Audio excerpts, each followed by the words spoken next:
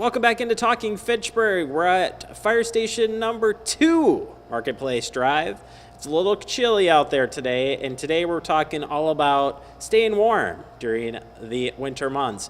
You'll notice here, not just Adam Dorn here today, but Ariana here is joining us as well, a local Girl Scout. She's got a project that she's working on all about CO and poisoning and everything else in between. We'll talk to her in just a second, but first, Adam, it is cold out. It is. We do need to take some precautions when it's cold out, Yes. specifically on the fire and CO side. Right. What are you recommending? Well, if you're going to go outside, make sure you have warm hat, warm gloves, warm socks, boots, shoes, whatever it is. Make sure you dress warm. Dress for the day that's outside. Whatever the temperature is, if it's windy, dress for that.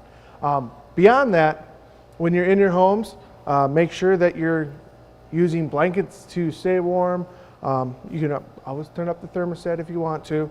But if you're going to use some additional devices to keep yourself warm, there's some things you should not do. Some of the things you should not do is don't use stuff that's like a propane heater in your house. Not a good idea. Don't use the stove or the oven. And the other thing that you should do is check on the elderly and the people that are a lot younger.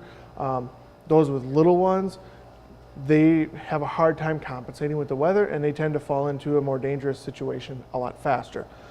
Do that. You also could use space heaters if you really want to. Plug those directly into an outlet. Make sure the area around them stays around 3 feet. Make sure all that area is clear, and then make sure that they have a tip-over device, or if it tips over, they shut off. Easy tips to stay safe. And let's just say the power goes out. Ariana, you step in here, and you're going to tell us a little bit about a project you are working on to make awareness to carbon monoxide poisoning. Tell us a little bit about that. First off, why I'm doing it is for my Silver Award in Girl Scouts, which is the second highest award you can earn. And another reason why is to get out there that CO is not just something to kind of just relax about, and it can actually be harmful and very deadly in some cases. Yeah, absolutely. And you have to put in 50 hours to achieve this award. Tell me a little bit about what you're going to do to make awareness about this great issue. For one, I'm doing, little segments now on FACTv about CO, symptoms and causes, medical, all of that good stuff. And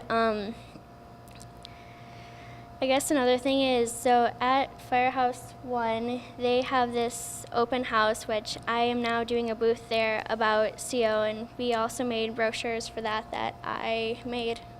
That's pretty impressive. Yeah, it was back, you did it this past year, correct? Mm-hmm. And a lot of people take the pamphlets? Not very many. I think it's mostly because I didn't have a lot on my table where you could really see what I'm doing. Shame on you for not taking the brochures, folks. Unbelievable. It is a serious topic, though. CO poisoning has happened in the Madison area, greater Wisconsin area. Adam, from your standpoint, power goes out. I'm going to pop on that generator. What do we need to be cautious of? Yeah, if you're going to use a generator, make sure that you put the generator outside your house. That also includes your garage. Do not put it in your garage, because if you run it in your garage, the CO from the generator can seep back into your house. In Michigan, they actually had a family of, I believe, 7 people pass away due to a generator being used in the basement of the house, used to power the rest of the house due to an ice or winter storm. They actually found them the next day, and it was like life had literally come to a standstill for them. Yeah, it's real. It definitely is real. And would you recommend that folks at home have a CO detector? Yes, definitely. Definitely.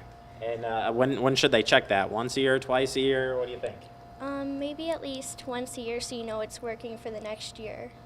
Fantastic. And I know friends from Fitchburg Fire Department would say maybe daylight savings time, spring forward, sun back, whatever. Yeah. And I would think in the winter months especially is a great time to be checking as well. Yep. So, well, either way, we're going to have you on for quite a few more segments. We're going to break down CO from here to Timbuktu, you bet. So we'll have you on the show for the next couple of months, especially during these cold winter months. But COO is all around all the time, so something that we do need to keep an eye on. So Adam, Ariana, thank you so much. And yeah, that's it from Fire Station number 2. Stay warm out there, folks. And we'll wrap up the show next. It is Talking Fitchburg.